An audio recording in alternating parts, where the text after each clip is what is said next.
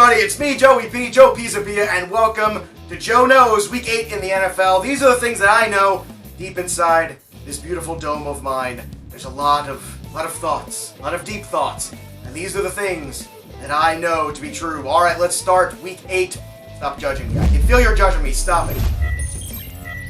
All right, Week 8, let's go. Joe knows. The first thing that I know is that the Washington Redskins are going to have themselves a pretty good offensive day. Fire up your Adrian Peterson shares because the Giants have thrown in the towel. They've tapped out. They've basically folded up shop. Any of those metaphors, they work. They're trading off all their defensive pieces, which means that I know the Redskins offense isn't exactly thrilling or sexy, but they should be able to put up a fair amount of points with the Giants team that's basically just done. They're going to implode upon themselves, and it's just time for another retool or rebuild over in New York, and I think the locker room's going to quit as well. So, that's good news, fantasy-wise, for the Redskins.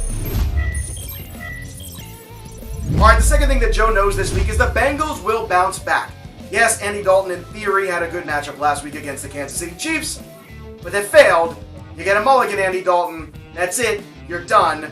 Now you got to bounce back, and I think you will, and that also means Tyler Boyd. That means A.J. Green and Joe Mixon as well. Everybody should be in a good position against that awful Tampa Bay defense. So, bounce back. Cincinnati Bengals.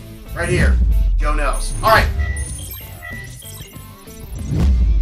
The third thing that I know this week in the NFL is that Chris Carson is our running back du jour this week. You know why? Because he's facing, that's right, you guessed it, the Detroit Lions. And the Detroit Lions are terrible against the run. We keep going after them every single week. And guess what? Every single week, we're right. And it feels good to be right. So, this week's no different. That means in all your season-long leagues, Chris Carson should be active. The volume's there, the touchdown upside's there, plus DFS as well. It's a good return on investment, good matchup. Chris Carson, 2 thumbs up. Alright, let's go with the fourth thing I know. With Denzel Warren and the Cleveland Browns coming to Pittsburgh, there's a good chance he's going to be shadowing Antonio Brown. And look, Antonio Brown is always an elite talent, and he should always be started and all that stuff. But basically what I'm getting at is Ward is a really good player. He's played very well this year, and that means that the absolute guy to have a big day this week in Pittsburgh that I know is going to be Juju Smith-Schuster. You can't double up Antonio Brown, because if you do, you're leaving Juju with just single coverage. You don't want to do that, so they're going to have to get really tricky with the scheme, and I personally just don't think that they have enough bodies after Ward to do that, and that means Juju is in store for a big day. Alright, the fifth thing and the final thing that I know Week 8 in the NFL is this.